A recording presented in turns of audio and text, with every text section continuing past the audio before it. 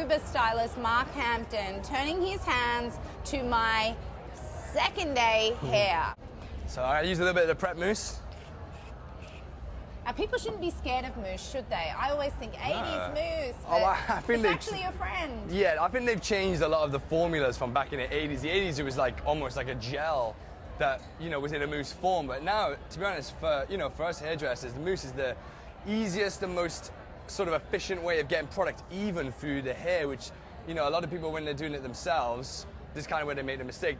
You're a little bit better at spraying it, say on the right side because you're right-handed, but then the left side kind of gets a little bit less. So, you know, in the end, then you get sort of an uneven product throughout the hair, and that's kind of really the key for most hairstyling that I do, is just get the product in right. Okay, so now look at this. So I'm You're doing giving everything me with my a fingers. completely, this is nowhere near where my part would ever be.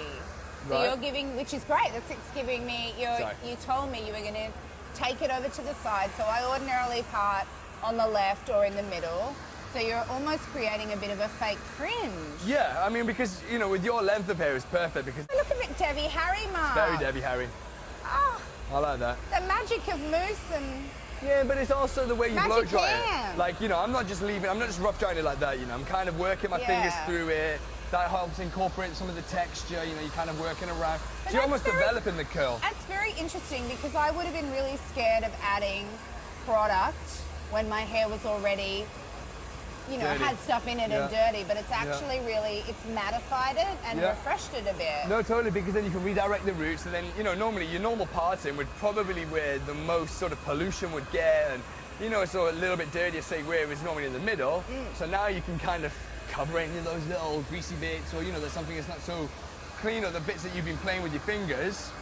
And if you do it slow, I mean, this is what, taking 5 minutes, so. And I think it's probably quite a clever idea in changing the part line, just what you were saying before, where the pollution is, which is a very kind word for dirt and grease.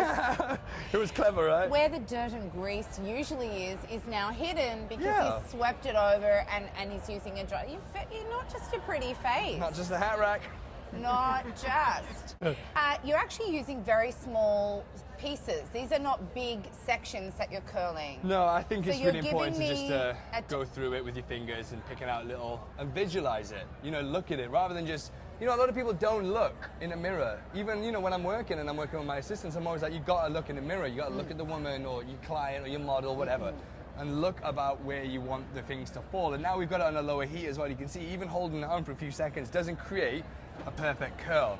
You just get a little bit of a bend. And again, so you tuck that behind your ear, then you got a little bit of a bend. And it's just all working slowly, slowly, slowly. And are you working from about the top of my ear down in terms Yeah. of where you're placing the curl? I'd say so, yeah, because you don't really Yeah. want the bend to start anything higher than, say, at least eye level. Yeah. So you kind of get that little bit of hair. And is that generally right for most women? No, I think it all depends on the length of your hair, actually. So Okay. with you, because your hair's a little bit shorter, I'd like the curls to be a little bit lower, the bend to be a little bit lower, and to have that more of a natural sort of undone feeling, it needs to all be a little bit lower. But you can go higher to the part line if you've got long hair. I think if you go higher, it has a little bit more of a vintage feel. You know, when you start seeing the waves develop from there, then it gets a little bit more 20s. Whereas if you just want to be, you know, like we said, sort of cool London girl, then it needs to be all a bit lower. Just fix it, you know? So you, whether, like now at the moment, you can see that that doesn't want to go on this side. No. You know, it wants to go the other way, just because that little hairline there. So Yeah. you take a Mason, a little bit of a blow dryer. It is the best brush. Masons, isn't it? yeah, because it's soft. They don't pull the hair too much. You know, now you're just directing that fringe a little bit, so just a little bit. Take that. And everybody can do that much with a hairdryer. I mean, that's nothing. You know. Right, that was nothing at all. But now you can see it wants to go over here now, and that's what's really important. So you just make the front directing work. it. Bit of heat. Little bit of heat. So you just that fringe, and then again, you know, you're gonna get, say you're gonna get ready now for the rest of your day or your night out. You could just tuck those behind the ears. You know, maybe put a little clip on it or something if it's in the way. And then afterwards, then it's just a case of shaking it out. The more you shake it, the crazier it's gonna get. So I don't like to shake it too much, but I like to have a little. I like to see the layers. You know, a little bit of that separation. You know, it's got that sort of. It's a little 90s as well, almost. It is a bit. I've just gone. I know you. Yeah. Yeah. I remember you from 1992. I think there might have been a white. Maybe it was probably a plaid shirt actually. Nothing wrong with the plaid shirt. No. though.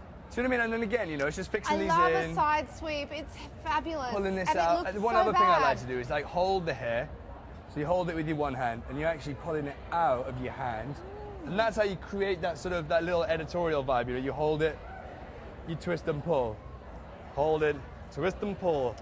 Hold it, twist, and pull, people. I mean, it's different for everyone's hair type. It's a lot easier with yours because you're only holding the bottom, you know, and then you just want to, but it's just really subtle, you know? It's not about pulling these huge pieces out. It's just really subtle things, fixing that. You could even put a nice little clip in there, you know, a little Yeah. bobby pin. Very Marc Jacobs.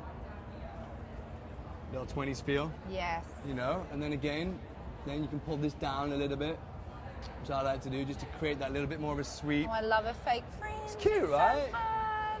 Thank you, Mark Pleasure. Hampton. You're going to keep the pin in, or you're Thank going to you, take it Tim, out? with the nice tattoos.